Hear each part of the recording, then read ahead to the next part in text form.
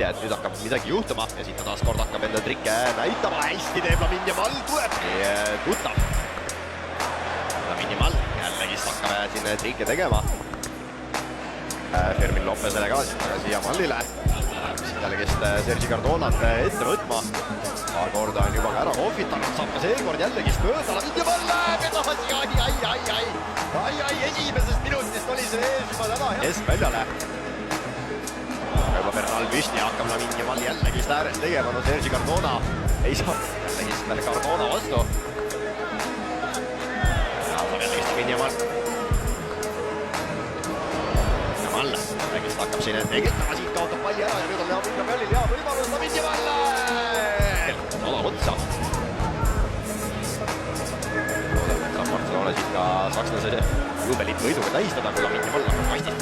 Vahetustab Moleirole ka, jääb seal jäänud Lamine Yamal